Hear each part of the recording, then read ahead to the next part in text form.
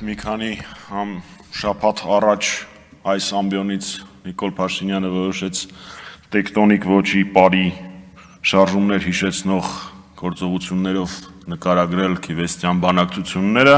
եւ դարձավ տիկտոկյան աստղ։ Ես մտածում եմ, ոչ մի բանի վրա չեմ զարմանա։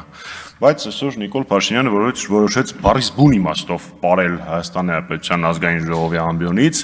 ընդ որում ինքը պատկերացնում էր, որ իր ձեռքում կտրած գլուխը, մարմնի այլ մասեր, դե մարդու ներաշխարհի մասին մեկնաբանություններ ես չեմ անի, մեր քաղաքացիները դա շատ լավ գիտեն։ Փաշինյանը ամեն ինչ անում, հեծանիվ է քշում, одноклассники ստատուսները հավաքում է իրար գլուխ, համարում է, որ գաղափարախոսություն է գեներացրել,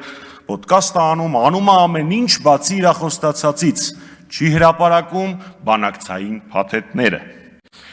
Ես ուզում եմ հասկանալ, մարդ, որը պատրաստ էր Հայաստանի Հանրապետության ստրատեգիական ռեզերվը, պատրաստ էր որն է հրապարակել կառավարության նիստին, դա գաղտնիք չէր համարում, ստեղ ինքը գաղտնիք է տեսնում։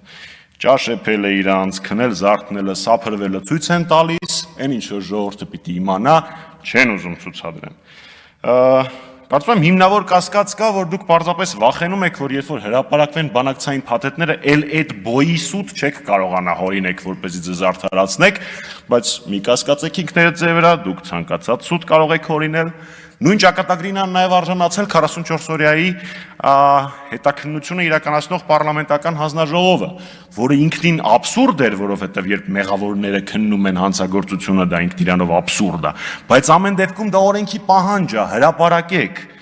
թե ձեզ մենակ շոուներ հետաքրքրում, որ կարողանաք հայոց բանակի վրա գցեք 44 օրյայի պարտության մեղքը, նախկինների վրա գցեք, հաջորդը ինչ եք անելու։ Ասելու եք Լուսինը առաջին տան մեջ էր, կամ այդ ոճի մի ինչ-որ աբսուրդներ ներկայացրեք։ Թե կարող է հանգարց պարզվի, որ 44 օրյայի ընթացքում, եթե մեր սպառազինությունների պլանը չփոխեիք ու հոպեր առնեիք, ԱԹՍ-ներ առնեիք, սելֆի սուերի փոխարեն, ապա արդյունքը այլ կլներ։ Թե կարող է Իսկանդերի կիրառումը ճիշտ ժամանակին եւ ճիշտ տեղում այլ արդյունքի բերեր։ Չնայած դժվար դուք վերջապես հանդգնություն ունենաք դա հրապարակելու։ Ինչ եմ ես ակնկալում մարդկանցից, ովքեր 44 օրյա պատերազմի զոհերի ամբողջական անվանական ցանկը մինչ օրս չեն հրապարակել, չնայած բոլորը այստեղ նստածներից մեծ մասը քառօրյայի զոհերի թիվը 100 էիք ներկայացնում, չնայած մենք անվանական 75 զոհերը ներկայացրել էինք։ Վերջում խորհուրդ բոլորիդ, ինքնախոստովանական ցուցմունքը մեղմացնում է պատիժը։ Ավելի լավ է իմ նշած փաստաթղթերը հրապարակեք, չնայած ձեր պատիժը նենց մեծ է, որ մեղմացնես չմեղմացնես։